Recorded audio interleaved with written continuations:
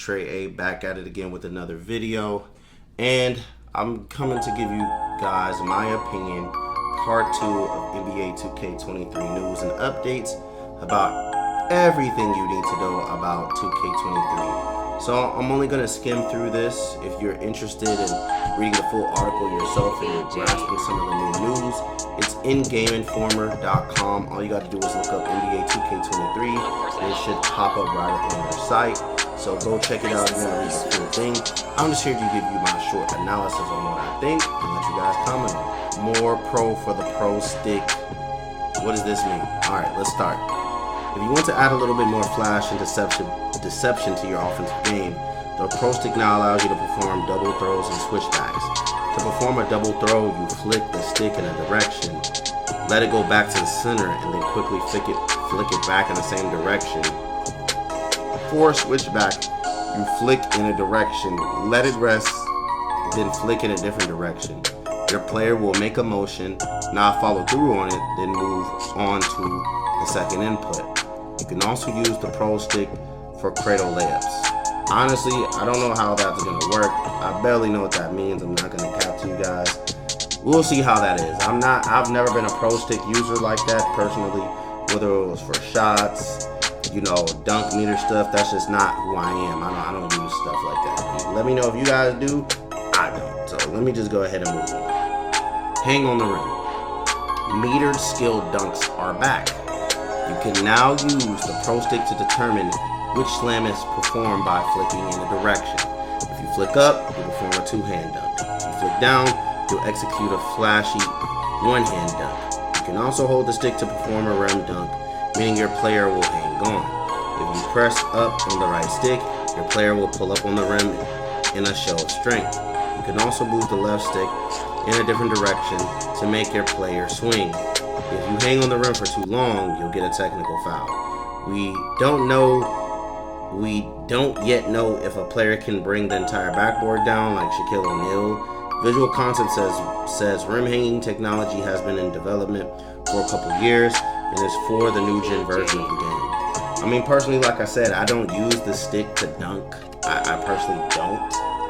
You know, maybe I might if it's a little easier to use and understand, but that's not something I use, and I don't really play any modes other than online. Any offline modes or anything is usually my GM for me. So again, if this is something that you guys will use, let me know if this is interesting to you. As far as that goes, I'm not a meter dunk guy. I don't use that. Like personally, I just feel like it's just too complex for me. I'm not gonna count. Shooting is a weapon. This is how Visual Concepts is viewing perimeter play in NBA 2K23. Each jump shot type delivers different stats that determine the shot speed, release height, defensive immunity, how effective it is against defensive contest, and timing impact. The latter changes to the shot window based on the player's timing of the shot, good or bad. Visual Concepts is also doubling the number of shot animations to bring about more realism and instill more variety into the offensive game. Players have 5 different shot meters to choose from. You can determine if they are above the player's head, to their side, or below them. In a strange twist, you can unlock another 15 shot meters through the season play.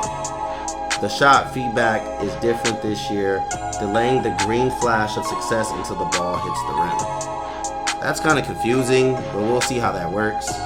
This creates more drama, should keep players around the hoop until the play finishes, rather than retreating to defense when they know the ball is going in upon release. I mean, I get it from like a, you know, real basketball standpoint. That makes sense. I understand that.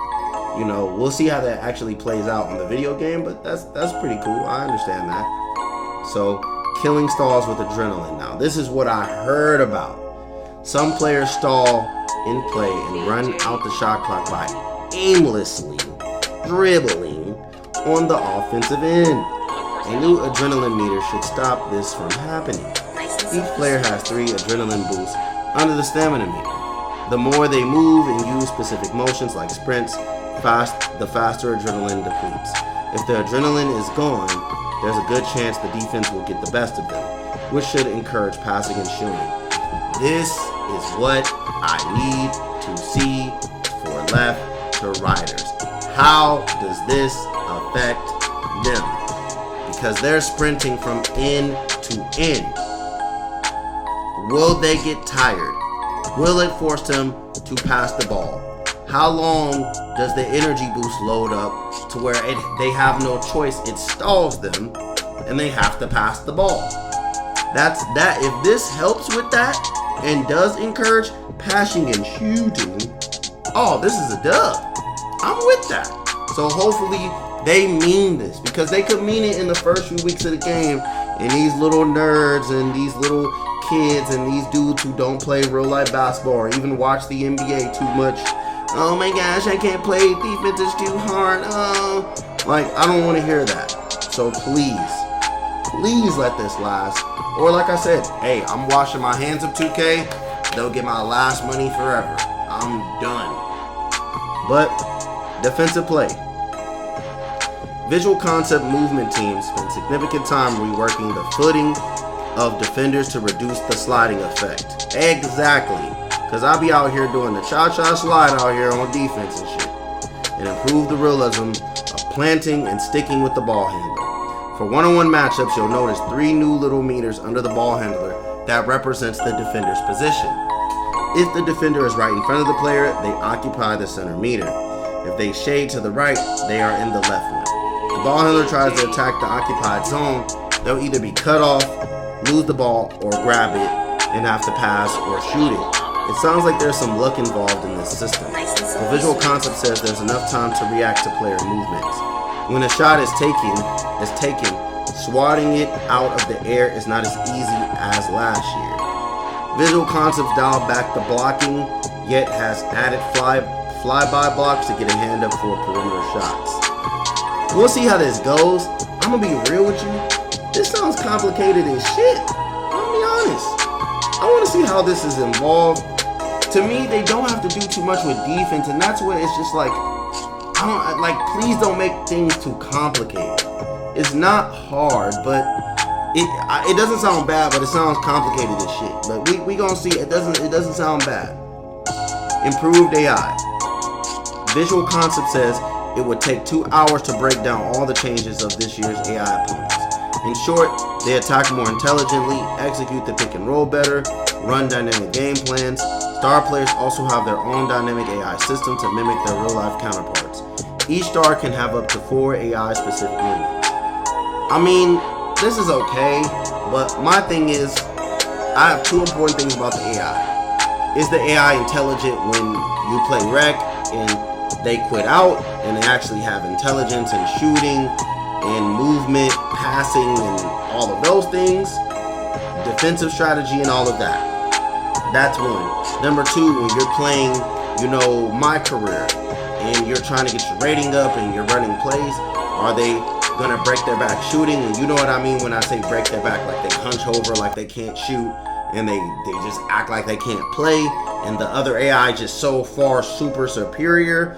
Or is your AI on your team gonna be better?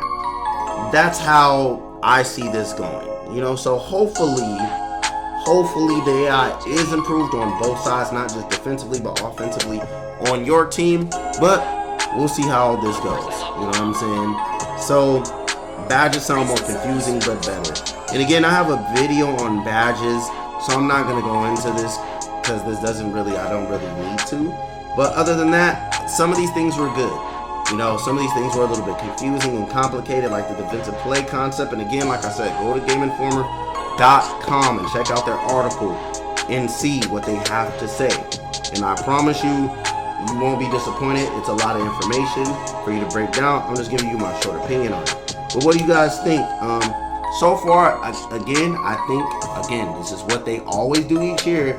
They're saying that they're making an effort to make the game not only more realistic, but more improved offensively and with the dribbling and energy, and defensively and the movement and actually bodying up and having those animations.